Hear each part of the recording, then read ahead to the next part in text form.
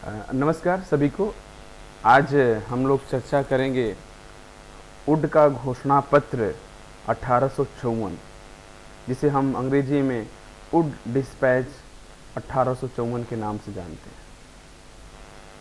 हमें सभी को पता है, जब भारत में ईस्ट इंडिया कंपनी शासन कर रही थी या उसका नियंत्रण था, ब्रिटिश सरकार कंपनी को प्रत्येक 20 वर्ष बाद नया आज्ञा पत्र जारी करता था और 1833 के बाद यह समय 1853 आया और ये 20 वर्ष के बाद यह आज्ञा पत्र पे वहाँ पे चर्चा शुरू हुआ। ब्रिटिश पार्लियामेंट ने भारतीय शिक्षा की नीति के संबंध में विचार करने हेतु एक संसदीय समिति का गठन किया। समिति ने तत्कालीन भारतीय शिक्षा प्रणाली और उसके संदर्भ में एक शिक्षा की नीति तैयार कर संसद के सम्मुख प्रस्तुत किया। इस पर चर्चा हुई और इसके आधार पर भारत के लिए शिक्षा नीति निश्चित की गई और इसे कंपनी के नए आज्ञा पत्र में जोड़ दिया गया। उस समय सर चार्ल्स वुड कंपनी के बोर्ड ऑफ कंट्रोल के प्रधान चेयरमैन थे। उन्होंने 19 जुलाई 1854 को इस शिक्षा नीति की घोषणा की। इसलिए इन्हीं के नाम पर वुड का घोषणा पत्र कहा जाता है। यह घोषणा पत्र 100 अनुच्छेदों का एक लंबा अभिलेख है, जिसमें शिक्षा नीति और कंपनी की भूमिका को स्पष्ट किया गया है। तो हम अगर चर्चा करें कि वुड का घोषणा पत्र में क्या बातें थी, क्या उसमें चीज़ें हमें जानने की आवश्यकता है, तो इन चीज़ों पर अगर हम चर्चा करें तो हम कह सकते हैं कि जो वुड का घोषणा पत्र था, आप उसको कहें कि शिक्षा में, भारतीय शिक्षा इतिहास में जो ब्रिटिश कालीन था, उसमें प्रथम भारतीय शिक्षा नीति के रूप में वह था। और वुड के इस घोषणा पत्र को अगर हम बात करते हैं, जो वुड का एक घोषणा पत्र था, यह शिक्षा नीति का एक नया रूप दिया गया। उस घोषणा पत्र में 3 मुख्य घोषणाएं थी जिन्हें हमें आज जानने की आवश्यकता है। पहला है शिक्षा का उत्तरदायित्व कंपनी पर। उस घोषणा पत्र में यह कहा गया कि आने वाले समय में शिक्षा का जो उत्तरदायित्व होगा भारत देश में, वह कंपनी उसकी व्यवस्था करेगी।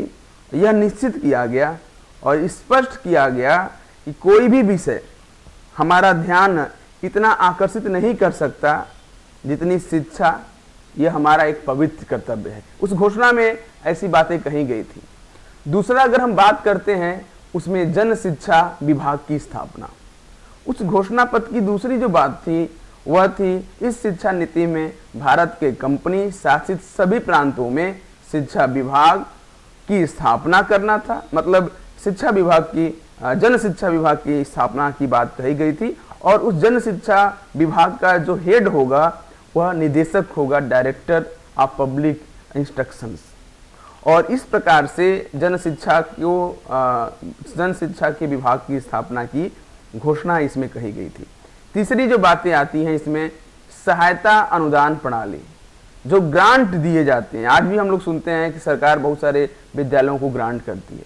तो अगर आप देखें तो इस नीति में पहली बार किसी भी देशी या विदेशी शिक्षण संस्थान को बिना धार्मिक भेदभाव के आर्थिक सहायता देने की घोषणा की गई थी। इस वुड के घोषणा पत्र में तीसरा जो मुख्य घोषणा था, यह था कि किसी भी संस्थान को, चाहे वो आर्थिक सहायता देना हो, तो चाहे वो देशी हो या वो विदेशी हो या किसी भी धर्म के आधार में उसमें विभेद नहीं किया जाएगा और वहाँ पे उसको आर्थिक सहायता दिया जाएगा। जैसे उस विद्यालय या उस संस्थान को अपने भवन निर्माण करना हो, विज्ञान प्रयोगशालाएं बनानी हो, या शिक्षकों के जो हम कह सकते हैं कि वेतन देना हो, इन सभी के अलावा छात्रवृत्तियां भी बांटने के ऊपर इस पे प्रावधान किया गया। ये 3 मुख्य हम बात करते हैं कि चार्ल्स वुड का ये 3 मुख्य घोषणा थी उस घोषणा पत्र में, वुड घोषणा पत्र में। अब हम बात करते हैं जो चार्ल्स वुड का जो शिक्षा का संगठन था, भारत जो चार्ल्स वुड का जो घोषणा पत्र जारी किया गया था, जो आज्ञा पत्र जारी किया गया था, उसमें भारतीय शिक्षा का क्या संगठन होगा इस पे भी ज्यादा फोकस किया गया था। अगर हम बात करें उसकी भारतीय शिक्षा के संगठन को, तो देखिए इसमें कुछ बातें जिन्हें हमें जानने की आवश्यकता है। 2 बातें मुख्य हैं। शिक्षा का संगठन 4 स्तरों पर, मतलब 4 level of structure in Indian education. ये 4 क्या कौन कौन से स्तर होंगे? जैसे प्राथमिक विद्यालय, प्राथमिक, मिडिल, हाई स्कूल और उच्च शिक्षा से संगठित जो संस्थाएं हैं। इस तरह का स्ट्रक्चर उस वुड डिस्पैच में भारत में लाने की बात कही गई। क्रमबद्ध विद्यालयों की स्थापना, इस चार्ल्स वुड की घोषणा पत्र में क्रमबद्ध विद्यालय की स्थापना की गई। जैसे अगर उदाहरण के लिए हम कहें तो क्रमबद्ध विद्यालय जैसे प्राथमिक विद्यालय, मिडिल, हाई स्कूल, कॉलेज और विश्वविद्यालय की स्थापना की घोषणा की गई थी इस चार्ल्स वुड के घोषणा पत्र में। और यह आप कह सकते हैं कि भारत में जो क्रमबद्ध जो शिक्षा का स्ट्रक्चर बनाया गया वो चार्ल्स वुड के समय में शुरू हुआ था और आज भी इसका हम कहीं न कहीं रूप देख सकते हैं। अब हम बात करते हैं कि जो शिक्षा का क्या पाठचर्या थी, जो घोषणा पत्र उसमें यह भी कहा गया कि शिक्षा की पाठचर्या क्या होगी, करिकुलम क्या होगा। तो उसमें प्राच्य भाषा एवं साहित्य को स्थान दिया गया। प्राच्य मीन्स जो भारतीय भाषाएं हैं, चाहे हिंदी हो, संस्कृत हो या जो उर्दू हो, जो अरबी भाषा, उनके भाषा के विकास पे फोकस किया जाएगा, उनके साहित्यों को प्रोत्साहित किया जाएगा।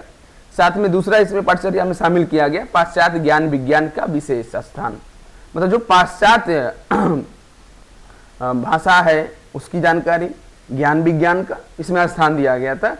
और उसमें कहा गया था, इस पाठचर्या की घोषणा में कहा गया था कि हम इसे बलपूर्वक घोषित करते हैं कि भारत में जिस शिक्षा का प्रसार देखना चाहते हैं वह यूरोपीय ज्ञान, मतलब यूरोप की जो नॉलेज है वो भारत के लोग जाने, ये इसके ऊपर उन्होंने फोकस किया था। धार्मिक शिक्षा की सीमित छूट दी गई थी, मतलब मिशनरी विद्यालयों को धार्मिक शिक्षा की छूट दी गई।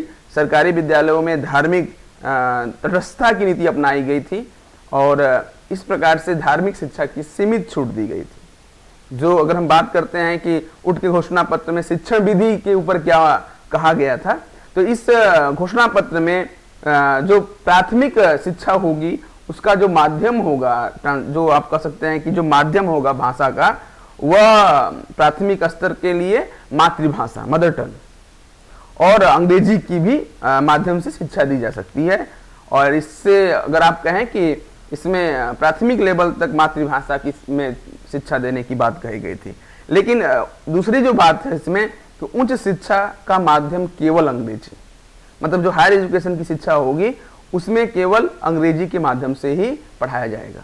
ये 2 आप बात कर सकते हैं कि टीचिंग मेथड के ऊपर कि ये इंग्लिश और जो है हायर एजुकेशन के ऊपर पूर्णतः था कि सभी विद्यालय और सभी संस्थानों में इसको लागू किया गया था। प्राथमिक लेवल पर मदर टंग या मातृभाषा का आप उपयोग कर सकते हैं और अंग्रेजी का भी उपयोग कर सकते थे। हम बात करते हैं, अगर इसकी हम बात करें कि जो इसमें शिक्षार्थियों को भी बहुत सारे स्कॉलरशिप दिए जाते थे। और इसमें अगर हम बात करते हैं इसमें कि आप इसमें देखेंगे स्लाइड में कि इस घोषणा पत्र को भारतीय शिक्षा का मैग्ना कार्टा भी कहा जाता है। प्रस्ताव में पश्चात शिक्षा के प्रसार को सरकार ने अपना उद्देश्य बनाया। पश्चात मीन्स जो भारत यूरोपीय जो शिक्षा ज्ञान है उसको ज्ञान प्राप्त करना ये उद्देश्य में था। जो उच्च शिक्षा को अंग्रेजी भाषा का माध्यम दिया गया और देसी जो भाषा है उसके भी महत्व दिया गया था। ग्राम स्तर पर देसी भाषा के माध्यम से अध्ययन के लिए प्राथमिक पाठशालाएं स्थापित की गई। साथ ही जिलों में हाई स्कूल स्तर के एंग्लो वर्नाकुलर कॉलेज खोले गए। घोषणा पत्र में सहायता अनुदान दिए जाने पर भी बल दिया गया। तो ये हमने चर्चा किया था। अगर हम बात करते हैं विश्वविद्यालयों की स्थापना के ऊपर, जो शिक्षण संस्थाओं की अगर हम बात करते हैं तो विभिन्न स्तर की शिक्षण संस्थानों की स्थापना वुड के इस घोषणा पत्र में किया गया था। और अगर हम कहें व्यवसायिक विद्यालयों की स्थापना की गई थी। और विश्वविद्यालय जो अगर हम बात करें कि उस समय हमारे देश में उच्च शिक्षा और शोध कार्य हेतु विश्वविद्यालय नहीं थे। जब चार्ल्स वुड का घोषणा पत्र 1854 में हुआ, उस समय ये चार्ल्स वुड के घोषणा पत्र के दौरान भारत में ऐसा कोई विश्वविद्यालय नहीं था जहां पे रिसर्च का वर्क किया जाए, जहां पे हायर एजुकेशन अच्छे तरीके से दिया जाए विद्यार्थियों को।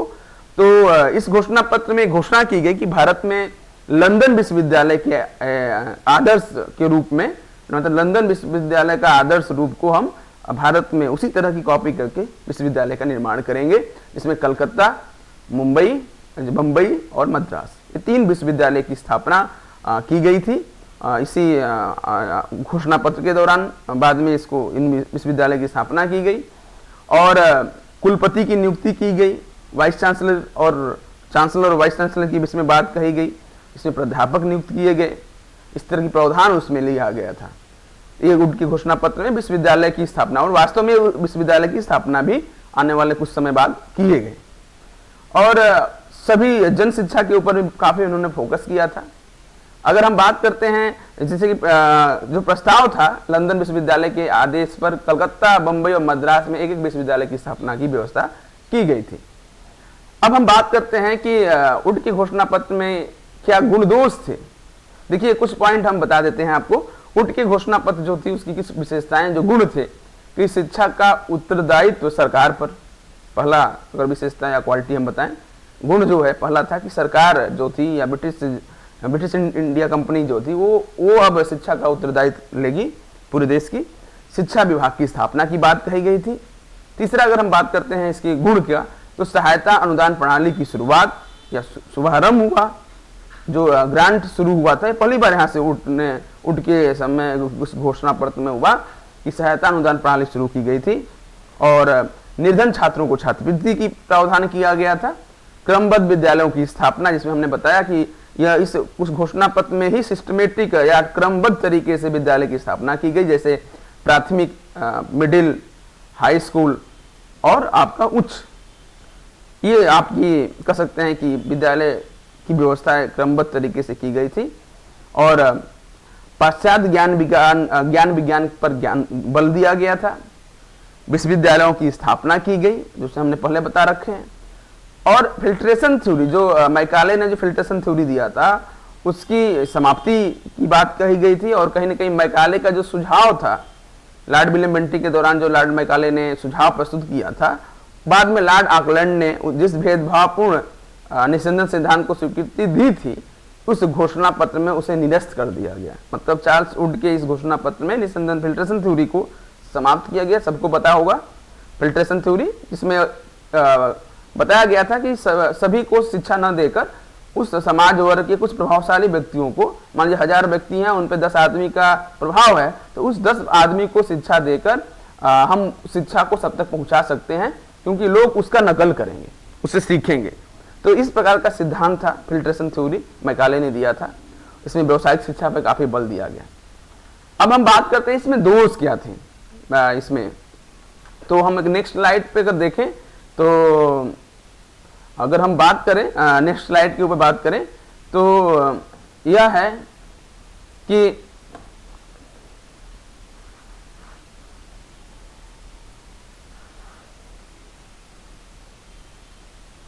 तो अगर हम बात करें नेक्स्ट स्लाइड का, तो इसमें अगर आप देखें तो मैं बताना चाहूंगा आपको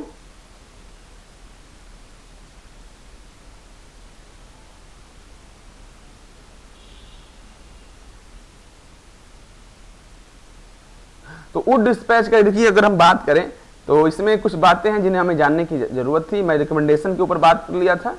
अगर आप दोबारा से हम बताना चाहें तो रिकमेंडेशन आप जो था इसमें वुड डिस्पैच में कि it was said to be the first policy of education in British India. यह पहली एजुकेशन पॉलिसी थी। So they only set a amount for spending upon education, but the problem they do not have any idea how to spend. So there is such no basic education policy. Example, it was the first education policy.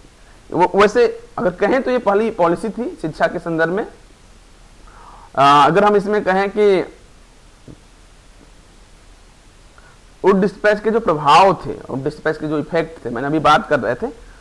So there is no such policy before, so it is the first education policy. पहले अगर हम बात करते हैं कि Wood dispatch एक पहली शिक्षा की नीति थी जो भारतीय शिक्षा के संदर्भ में बनाई गई थी।